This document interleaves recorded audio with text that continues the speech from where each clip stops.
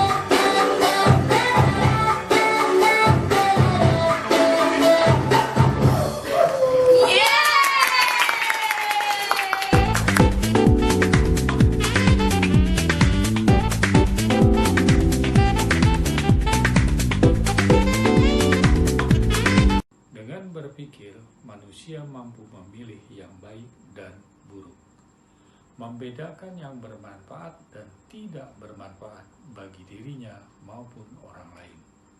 Dengan pikiran positif, manusia mencapai cita-citanya, merasakan hidup yang bahagia, menghasilkan tindakan-tindakan yang menyenangkan bagi dirinya sendiri, orang lain, dan lingkungannya. Menurut Plato, sumber dari setiap perilaku adalah pikiran. Dengan pikiran, manusia bisa maju atau mundur.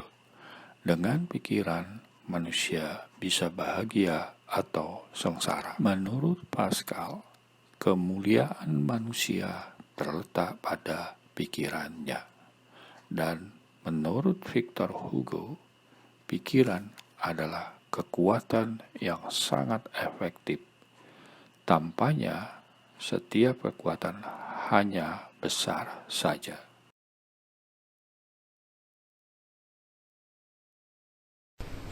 Selamat pagi Bapak Ibu sekalian. Berjumpa kembali dengan saya Dr. Andri, spesialis kedokteran jiwa.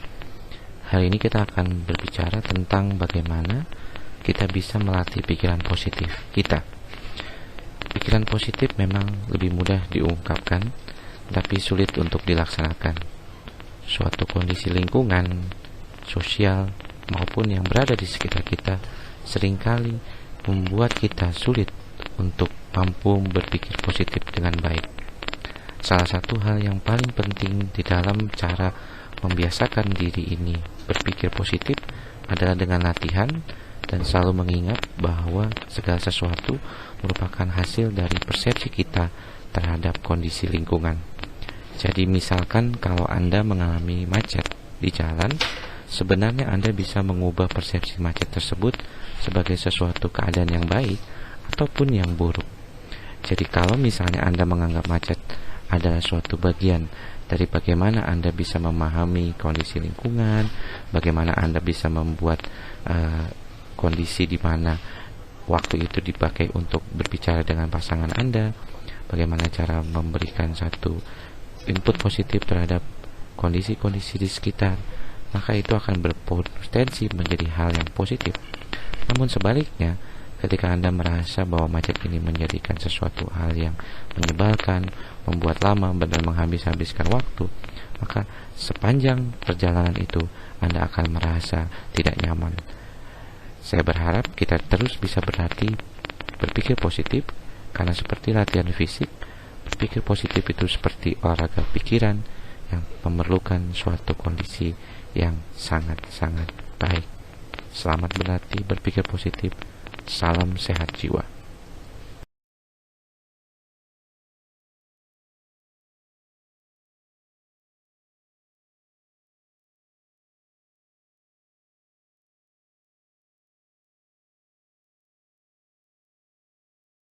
Pikiran ada alat ukur yang digunakan manusia untuk melihat sesuatu yang dinilai lebih baik dan lebih menjamin masa depan diri dan keluarga.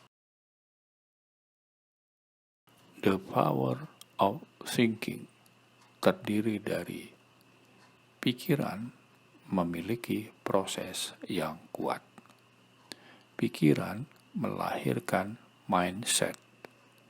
Pikiran mempengaruhi intelektualitas dan pikiran mempengaruhi fisik.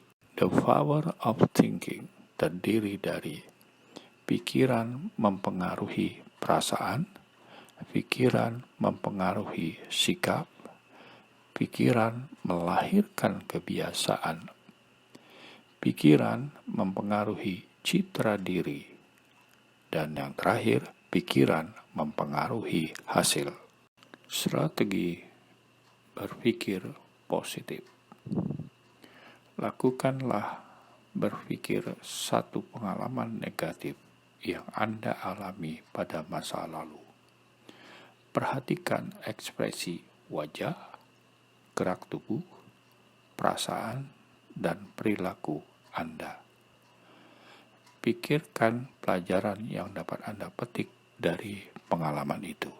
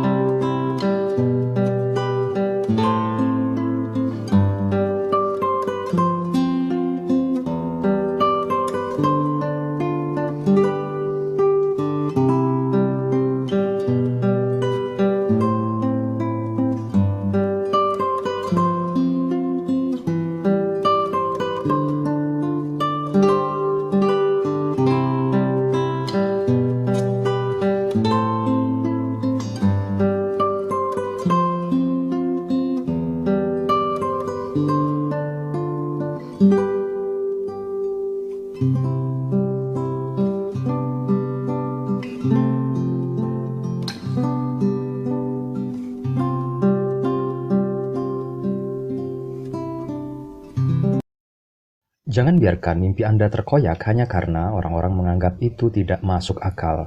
Soekarno mengatakan, gantungkanlah cita-citamu setinggi langit. Jika Anda mempunyai kemauan yang kuat, suatu saat Anda akan mendapati diri Anda beda daripada orang kebanyakan yang cuma bersandar kepada logika semata. Tidak ada segala hal di dunia ini terjadi secara instan. Yang Anda lihat sekarang adalah mimpi-mimpi orang-orang terdahulu. Semua berproses dan akhirnya jadi nyata. Bukan masalah tidak ada dukungan, kurangnya fasilitas, atau persaingan yang banyak. Semua terpulang dari pola pikir kita, yaitu percaya atau tidak kita akan sukses.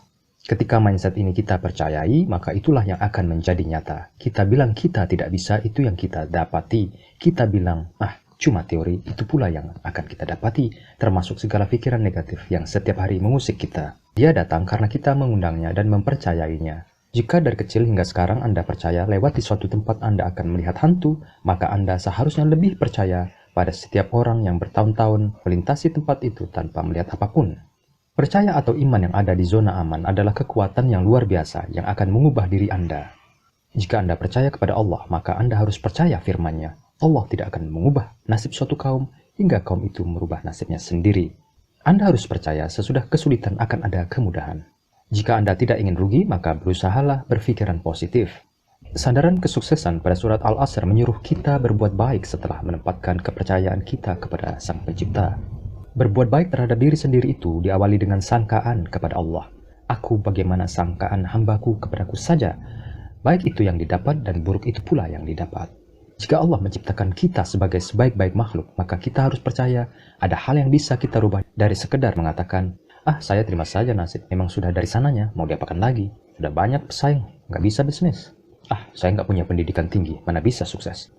Rubah cara pikir Anda sebelum terlambat karena hidup cuma sekali. Contoh apa yang dilakukan orang-orang sukses, mereka memvisualisasi mental dan mimpi sukses mereka, bahkan sebelum sukses datang, bekerja keras untuk menggapai mimpinya dan mendapatkannya. Saya melakukannya juga, dan saya tidak perlu menyesali nasib karena tidak pernah kuliah. Selamat berkarya sahabat, salam sukses.